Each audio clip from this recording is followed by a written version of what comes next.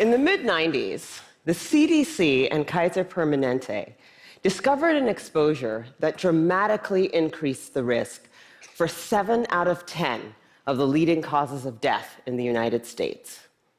In high doses, it affects brain development, the immune system, hormonal systems, and even the way our DNA is read and transcribed. Folks who are exposed in very high doses have triple the lifetime risk of heart disease and lung cancer, and a 20-year difference in life expectancy. And yet doctors today are not trained in routine screening or treatment. Now, the exposure I'm talking about is not a pesticide or a packaging chemical. It's childhood trauma. Okay, what kind of trauma am I talking about here? I'm not talking about failing a test or losing a basketball game. I am talking about threats that are so severe or pervasive that they literally get under our skin and change our physiology. Things like abuse or neglect, or growing up with a parent who struggles with mental illness or substance dependence.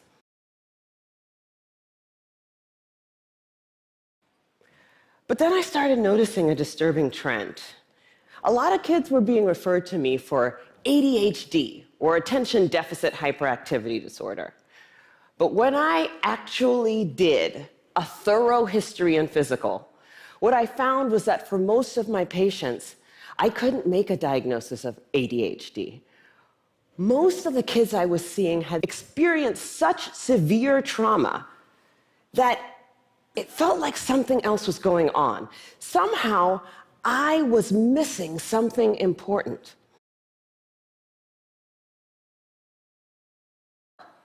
So I began reading everything that I could get my hands on about how exposure to adversity affects the developing brains and bodies of children. And then one day, my colleague walked into my office and he said, "Dr. Burke, have you seen this?" In his hand was a copy of a research study called the Adverse Childhood Experiences Study. That day changed my clinical practice and ultimately my career. The Adverse Childhood Experiences Study is something that everybody needs to know about. It was done by Dr. Vince Felitti at Kaiser and Dr. Bob Anda at the CDC, and together they asked 17,500 adults about their history of exposure to what they called adverse childhood experiences, or ACEs. Those include physical, emotional, or sexual abuse, physical or emotional neglect, parental mental illness, substance dependence, incarceration, parental separation or divorce, or domestic violence. For every yes, you would get a point on your ACE score. And then what they did was they correlated these ACE scores against health outcomes. What they found was striking. Two things. Number one, ACEs are incredibly common. 67% of the population had at least one ACE, and 12.6%, 1 in 8, had 4 or more ACEs. We now understand, better than we ever have before, how exposure to early adversity affects the developing brains and bodies of children. It affects areas like the nucleus accumbens, the pleasure and reward center of the brain that is implicated in substance dependence.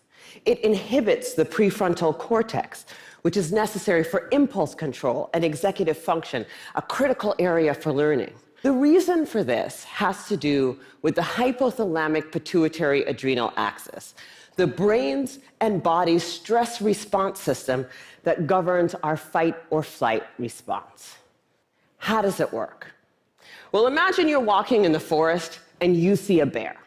Immediately, your hypothalamus sends a signal to your pituitary, which sends a signal to your adrenal gland that says, release stress hormones, adrenaline, cortisol. And so your heart starts to pound, your pupils dilate, your airways open up, and you are ready to either fight that bear or run from the bear. And that is wonderful if you're in a forest and there's a bear. But the problem is what happens when the bear comes home every night. And this system is activated over and over and over again. And it goes from being adaptive or life-saving to maladaptive or health-damaging. Children are especially sensitive to this repeated stress activation because their brains and bodies are just developing. High doses of adversity not only affect brain structure and function, they affect the developing immune system, developing hormonal systems, and even the way our DNA is read and transcribed. So for me, this information threw my old training out the window